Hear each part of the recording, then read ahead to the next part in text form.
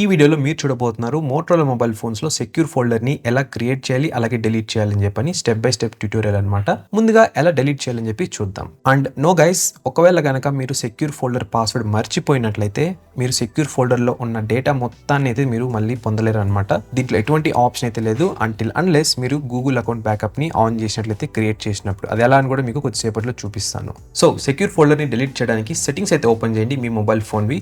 తర్వాత స్క్రోల్ చేసుకుంటూ వెళ్తే అక్కడ మీకు సెక్యూరిటీ అండ్ ప్రైవసీ ఆప్షన్ అయితే ఉంటుంది, దాన్ని సెలెక్ట్ చేసుకోండి.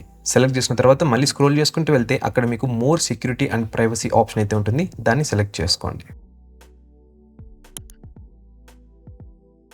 దీని తర్వాత స్క్రోల్ చేసుకుంటూ వెళ్తే ఇక్కడ మీకు సెక్యూర్ ఫోల్డర్ అనే ఆప్షన్ అయితే ఉంటుంది, దాన్ని అయితే క్లిక్ చేయండి. తర్వాత మీరు ఇక్కడ చూడొచ్చు డిలీట్ సెక్యూర్ ఫోల్డర్ అనే ఆప్షన్, దాని మీద క్లిక్ చేసి మీ డివైస్ పాస్వర్డ్ అయితే ఎంటర్ చేయండి. అండ్ బై ద వే మీరు ఈ ఆప్షన్ సెలెక్ట్ చేసుకుంటున్నారంటే సెక్యూర్ ఫోల్డర్లో ఉన్న డేటా మొత్తం కూడా అయితే డిలీట్ అయితే అయిపోతుంది. సో ఈ విధంగా అయితే మీరు డిలీట్ చేయొచ్చు అనమాట సెక్యూర్ ఫోల్డర్ని. ఇక ఎలా క్రియేట్ చేయాలి సెక్యూర్ ఫోల్డర్ని మోటరోలా మొబైల్ ఫోన్స్లో అన్నట్లయితే సేమ్ ఇదే సెట్టింగ్స్ ఆప్షన్ అయితే ఓపెన్ చేయండి. అక్కడ మీకు సెక్యూర్ ఫోల్డర్ని ఈ ఆప్షన్ అయితే కనిపిస్తుంది, దాని అయితే సెలెక్ట్ చేయండి. సెలెక్ట్ చేసిన తర్వాత ఈ విండో అయితే కనిపిస్తుంది, ఇక్కడ కంటిన్యూ మీద అయితే క్లిక్ చేయండి. మీరు ఇంకా కావాలి అనుకున్నట్లయితే గూగుల్ అకౌంట్ తో కూడా అయితే లాగిన్ చేసుకోవచ్చు అనమాట. ఇది ఆటోమేటికల్ గా యాప్స్ ని అప్డేట్ చేస్తుంది, అలాగే బ్యాకప్ కూడా అయితే చేస్తుంది డేటాని. తర్వాత మీ మొబైల్ ఫోన్ పాస్వర్డ్ అయితే ఎంటర్ చేయండి, సో దట్ సెక్యూర్ ఫోల్డర్ అనేది క్రియేట్ అవుతుంది నెక్స్ట్ కమింగ్ స్టెప్స్ లో. తర్వాత ఇది లాక్ ఆప్షన్ అయితే అడుగుతుంది అనమాట. మీరు ఇక్కడ నుంచి ఏదైనా సరే చూస్ చేసుకోవచ్చు. వన్స్ కన్ఫర్మ్ చేసిన తర్వాత మీకు ఈ విధంగా ఒక చిన్న పాపప్ అయితే వస్తుంది. ఇక్కడైతే మీరు సెట్ చేసుకోవచ్చు సెక్యూర్ ఫోల్డర్ ని ఫింగర్ ప్రింట్ ద్వారా అన్లాక్ చేయడానికి కూడా. ఇక సెటప్ మీద అయితే క్లిక్ చేయండి. తర్వాత ఈ విండో అయితే ఓపెన్ అవుతుంది. ఇక్కడ మీరు సెలెక్ట్ చేసుకోండి యూజ్ ఫింగర్ ప్రింట్ ఆప్షన్ ని.